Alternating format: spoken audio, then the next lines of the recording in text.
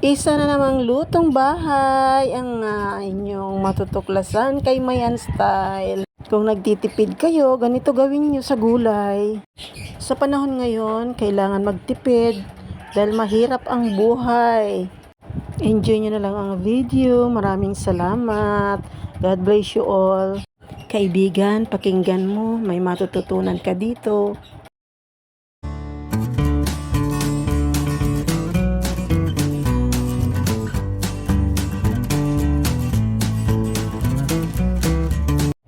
Habang tayo pinagkakalooban ng buhay at lakas, ang lagi nating isigaw ay salamat sa Diyos. Nabubuhay tayo hindi para bumitaw at bumigay, kundi para lumaban at matuto.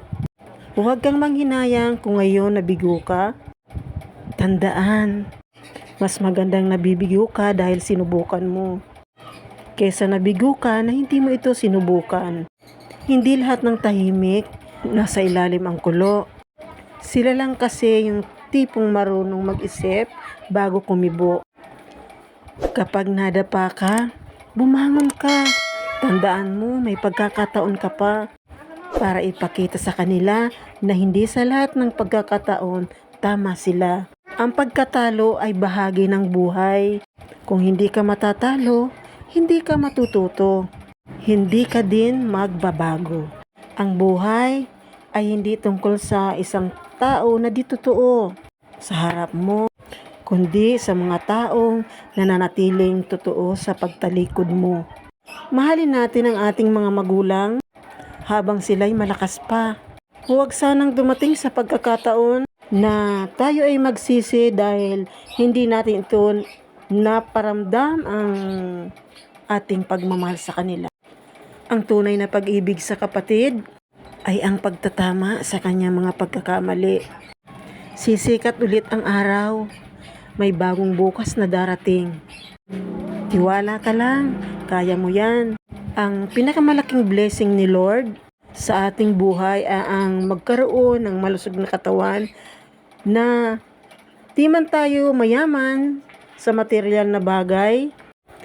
Hindi lahat ng mga tinutulungan natin ay may babalik nila ito. Kaya tumulong tayo nang hindi nag-iisip ng kapalit. Ang ating mga kapiraan ay hindi basta mapupulot sa daan at kung saan-saan. Kaya hindi masama kung tayo maging masinop at magkuripot. Mas maraming blessings ang ating matatanggap kung hindi tayo manlamang sa kapwa. Palagi lang tayong sumubok na mangarap dahil hindi pa huli ang lahat. Wala naman talagang shortcut para kumita tayo. Palagi tayong magpasalamat kung may biyayang dumating. Matuto tayo na lagi magpakumbaba, wag magmataas. Unang-una, hindi natin alam ang bukas. At guys, matuto tayong magmahal sa kapwa dahil maiksi lang ang buhay. Hindi natin alam, baka sa mga susunod na araw, tayo'y mamahinga na, kunin na tayo ni Lord. Kaya, I love you so much mga kawaiti, mga nagsusupport kay Mayan Style. I love you, I love you, I love you all. Sabi sa Matthew 20:37, ibigin mo ang iyong kapwa na gaya ng iyong sarili. Kaya ba natin yon? Kapag si Jesus nasa ating puso, kayang-kaya yan. Paano natin masasabi na ang Panginoon ay mahal natin kung yung kapwa natin ay hindi natin kayang mahalin? Sabi sa 1 John 4:20, kung ang kapatid na kanyang nakikita ay hindi niya kayang ibigin, paano niya maiibig ang Diyos na hindi niya nakikita? Ito ang utos ng binigay sa atin na Panginoong Hesukristo. So ngayong 2024, kailangan palitan na natin yung mga nagdaan. Magkaroon na tayo ng love sa ating kapwa. Huwag manira, masama yun. Yung mga paninira, masama po yun. Sabi nga po sa Bible, hindi ko masabi yung verse, na maliit man o malaki na ating pagkakasala ay pareho lang po yan. I love you guys.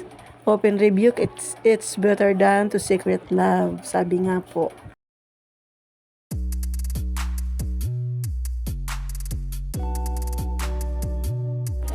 Insert ko nga pala, happy birthday, Sir Drew, ang aming admin. Happy birthday, Sir Drew. Bigyan ka nawa ng malakas sa pangatawan at marami pang kaarawan. Thank you so much. More blessing to you, Sir Drew. Happy birthday po.